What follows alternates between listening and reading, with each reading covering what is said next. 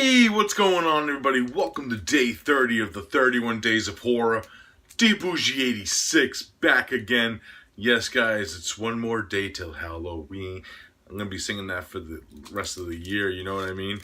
But overall, it's been a fun year, like I said, and fun 31 days so far. The film I chose to review today is a film that I actually never reviewed before, and it is a film I have seen, but I wanted to start off something fresh with a perspective of this movie. The first time I ever seen this movie was on a VHS. It wasn't the original cut of this movie because it was originally released in a cut version. I saw the old Anchor Bay VHS of the hour and 50-minute version of this movie. And that, of course, goes by the title of Phenomena from 1985, from Dario Argento, of course, starring Jennifer Connelly, Daria Nicolodi, and Donald Pleasence. Yes, very interesting. It was the first time I ever got the chance to see the fully uncut version, which was cool because you could tell which scenes were cut from the hour and 50-hour version through when they do Italian dialogue in the film. That's when you see the new footage added, which was very interesting in that aspect of re-watching this film. It was kind of cool too to see certain aspects of it that I didn't see before. Pretty much the gist of Phenomena, aka Creepers as it was known in the US when it was originally released. There's murders going around, and then we're introduced to our main character, Jennifer, played by Jennifer Connelly, of course. This time, she's Jennifer Corvino, JC, ironically. Yeah. She ends up going to, like, this boarding school where, this academy, and I forget when this film takes place. It's, like, in Europe somewhere. And, pretty much when we meet Jennifer, we see that she has an infatuation with insects. She actually ends up sleepwalking and kind of witnesses a murder happen, and that's when we're introduced to our entomologist, played by Donald Pleasence, John McGregor, who also, as we see in this film, may have lost somebody to this killer also. So they kind of join forces because John McGregor finds out that Jennifer is telepathically linked to insects. She could telepathically communicate with them. So they use that to the ability to try to catch this killer. That is pretty much the gist of the plot of Phenomena. I was about to say Suspiria there. It's kind of a similar title in the way that it's pronounced, you know, even though it doesn't spell the same there or anything. But yeah, Phenomena, what can I say about this movie? Actually, ironically, the old VHS I used to own had that cover art on it. And I always fucking love this cover art for this movie. That's what I always remember about checking this movie out for the first time. This streaked my interest when Anchor Bay released that, like, you know, like their old hard case VHS covers. I always loved those. They're like little clamshells. They were really my favorite kind of releases. And I always remember that it had like a fairy tale look to it. That of course, Dario Argento is Suspiria is very familiar with fairy tale logic in that sense.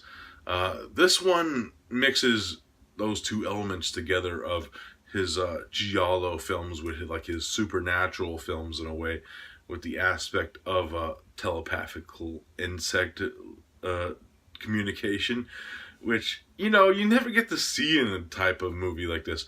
And it's a very interesting aspect. I think everyone does a great job in this movie. Donald Pleasence is great, and yes, if you've seen this movie before, you know there's a monkey. Yeah, it's crazy when you look back on it, because it's been a while since I've seen this movie, and the aspect of there being a monkey in the movie was fucking hilarious, you know. It was fucking cool to rewatch this one. Jennifer Connelly, I always loved. This is my time of when I fell in love with her as a kid, when seen her in this movie and Labyrinth, which came out, I think, the year after. I think they were made around the same time. but Phenomena came out first. That type of deal. And yeah, she's like a dream girl to me, you know, like this and career opportunities. Perfect double feature, right, guys? But yeah, very interesting, the aspect of who the killer is and what they are killing for, pretty much. Uh, you know, there's a fucking scene at the near the end that always fucking, when I was a kid, the first time I ever seen it, I fucking had nightmares for like 3 days, I won't lie. And looking back on it, it's not as bad as it was, but there's that whole aspect of it kind of still freaks me out. Because you don't fucking expect that in these type of movies, that kind of reveal, you know. And you know, there's other movies that have done this sort of reveal prior to this movie, which I'm not gonna name any movies because then you know exactly what the fuck I'm talking about. But yeah, fucking great. The kills are great. I love the whole beginning with actually it's Argento's daughter, Fiora, who is being chased through like the highlands with the Bill Wyman bass song "The Valley" playing in the background. And I just like the whole aspect, and the decapitation scene is fucking outstanding. Just the way it was shot. This is actually one of my favorite Argento movies, and I'm kind of like dumbfounded if I don't rewatch this one a lot. It's because I always just watch a lot of newer stuff too, and shit I haven't seen either. But every time and now and then, I like to throw on like a classic. And going back to this one's one of my favorite Argento movies. Looking back on it, with the aspects of the dreamlike, fantasy like imagery that this one captivates with, like the giallo aspect also, and just a great score by Goblin. It's fucking outstanding, especially the aspect of during this time period Argento was using a lot of like different types of music, like Iron Maiden, Motorhead are also on the soundtrack, which is kind of, I could say, is jarring for some aspects if you're not expecting that in these type of movies. But it's just what they did back then with these types. So sometimes it fits and sometimes it doesn't, but I didn't have a problem with it. I love this movie. It's fucking fantastic. What can you say? It has a fucking monkey in it. That's enough to give it another point. So if I had to rate Phenomena, it's getting a solid 9 out of 10 for me. I fucking love it. It's fucking outstanding.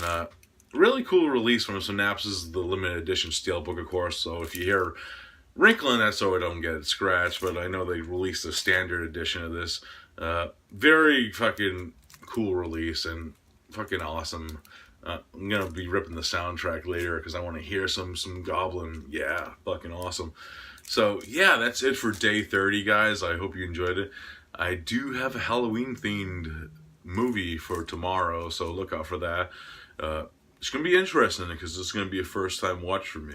So I'll see you then, guys. Peace out.